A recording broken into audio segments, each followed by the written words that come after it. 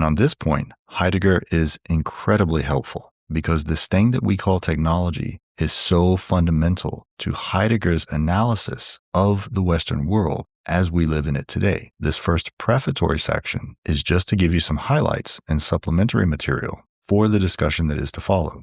And so there are a number of places in Heidegger's various writings and his lecture courses where he articulates what this thing is that we tend to mean when we say technology. So I'll just read a few of those passages, and then we'll use that clarified understanding of what we mean by technology as we look back into Plato and Aristotle for these things. In a manuscript that Heidegger wrote between 1944 and 1945, one of the essays included there is what Heidegger himself referred to as a kind of Platonic dialogue. The three characters in the dialogue are a guide, a scientist, and a scholar. And it's Heidegger's character of the scientist who puts into voice what we tend to mean when we speak of technology. And this is what he says.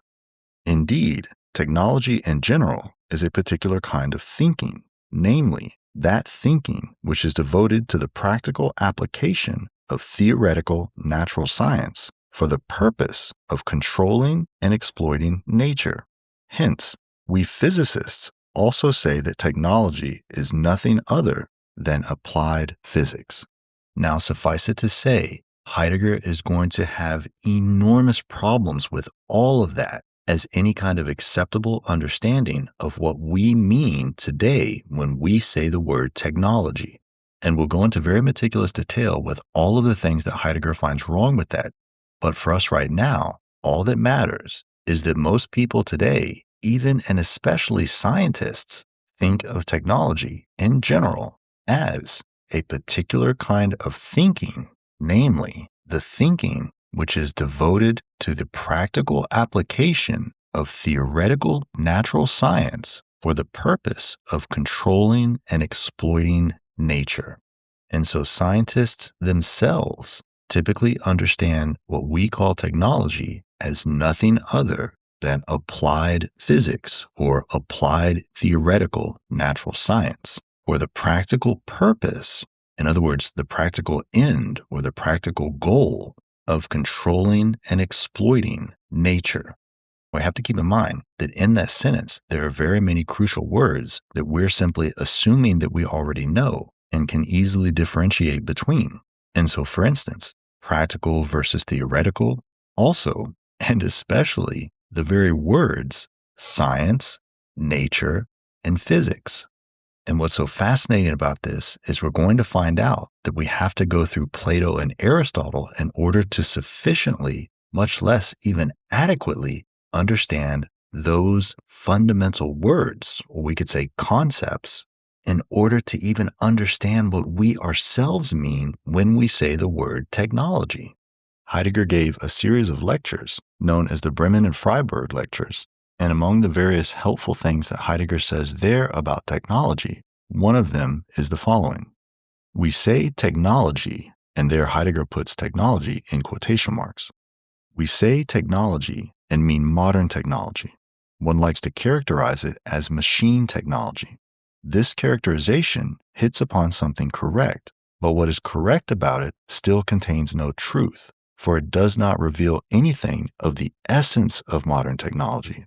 And indeed, it does not do so because the manner of representing it this way, which is to say, this characterization of modern technology as machine technology, is never able to reveal the essence of technology. Modern technology is what it is, not through the machine, but rather the machine is only what it is and how it is from the essence of technology.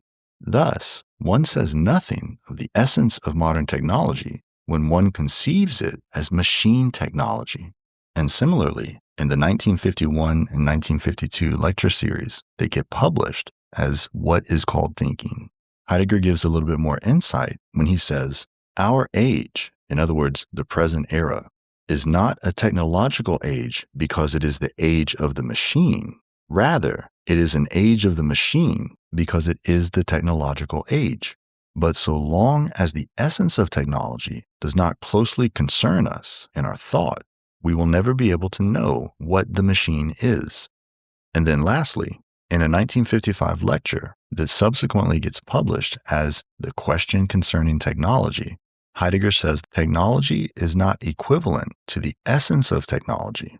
Everywhere we remain unfree and chained to technology, whether we passionately affirm or deny it, but we are delivered over to it in the worst possible way when we regard it as something neutral. For this conception of it, to which today we particularly like to do homage, makes us utterly blind to the essence of technology.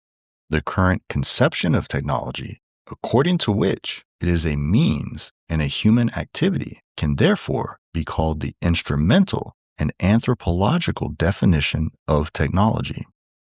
And so, in that respect, it is thought to be an instrument, a neutral instrument.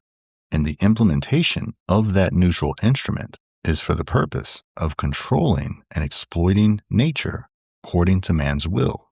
And most characteristic of that instrument is that it is composed of machines.